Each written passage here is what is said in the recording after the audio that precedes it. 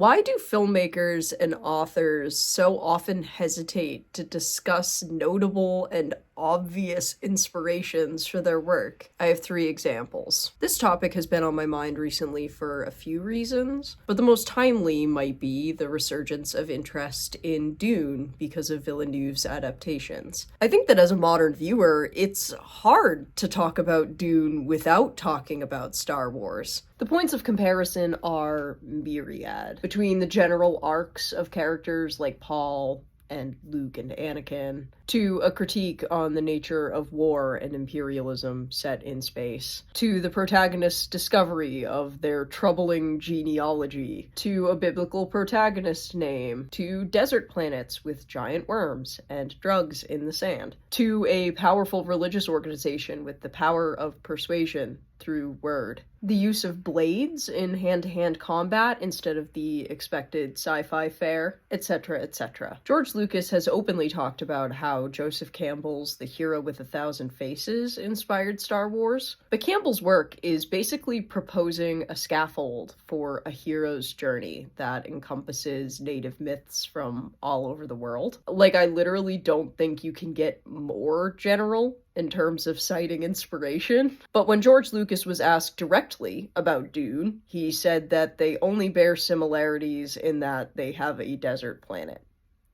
Which is ridiculous, right? Frank Herbert, the author of Dune, spoke a bit about Star Wars. He said that when the first film adaptation was in production, he and David Lynch identified 16 distinct points of comparison between Dune and Star Wars.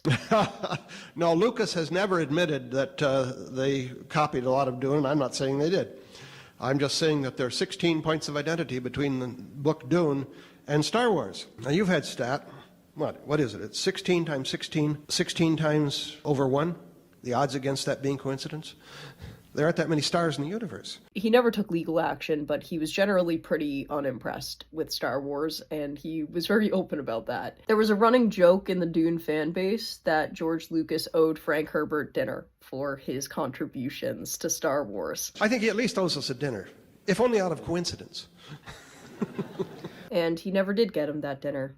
Frank Herbert passed away in 1985, not long after the conclusion of the original Star Wars trilogy. And to this day, George Lucas has not acknowledged Dune's influence on Star Wars. Another puzzling recent example of this is Saltburn and its connections to the 1999 film and 1955 novel, The Talented Mr. Ripley. Saltburn is a 2023 film about a middle-class man who, through deception and violence and gay not-so-subtext involving a bathtub, assimilates into an upper-crust family. The Talented Mr. Ripley is a 1999 film about a middle-class man who, through deception and violence, you get the picture. I think of the two films, Ripley pulls off the shared concepts and themes better, and I think the visuals and plot choices in Ripley are more thoughtful contributions to the themes than in Saltburn. But whichever you prefer, the similarities are undeniable. These folks in the comments of my video on Saltburn draw the comparison. Broey Deschanel just made a YouTube video calling Saltburn the untalented Mr. Ripley. The Ringer even says of Saltburn that it openly makes references to the talented Mr. Ripley. But despite how obvious the comparison may feel, Emerald Fennell says that Ripley is simply not something she was thinking about while making Saltburn. And I also kind of see some of Talented Mr. Ripley in there. Is that a comparison that you like? Was that something that you were kind of thinking about while you were writing? Do you know what actually wasn't really? I mean, obviously Highsmith is one of my absolute favourites, but I think that I was sort of looking more at the kind of that British country house tradition. Finally, I'm straying from film to talk about an example that I already made a video about. M.L. Rio's book talk darling, If We Were Villains, and its predecessor, Donna Tartt's The Secret History. Both are frame narratives that open by establishing that a murder will occur at some point in the text. They both follow a voyeuristic and passive male protagonist who is embedded in a small, exclusive group of competitive and bright college students, all studying the same niche topic. But their dynamic sours and begets a murder. And both of these narratives also happen to have some gay not-so-subtext. Despite its success, I can say that having read both, I think The Secret History was just the better of the two. I mean, if you want to keep it simple, take a look at the character who dies in each of the novels. The way that they're characterized, respectively, just goes to show how much more nuanced and morally gray the secret history is. Although many of the reviews for If We Were Villains mention a secret history, does ML Rio engage with the similarities deeply?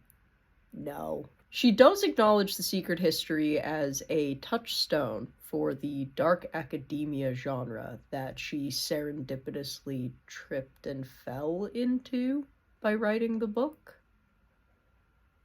So in all three of these cases, we have works that seem to have undeniable fingerprints of another all over them. But the creators evade engaging with those fingerprints. Why? I mean, we can take into account the possibility that it's incidental, that two people independently came up with the same ideas. But in these three cases, at least, the creators in question are aware of the source of those fingerprints. Ultimately, I suspect it comes from a place of insecurity or pride or both. The creators may fear that invoking the name of these inspirations could bring about comparisons. But the cruel reality is that obviously the comparisons exist nonetheless. And I know I appreciate it when filmmakers and authors are open about what they read and watch.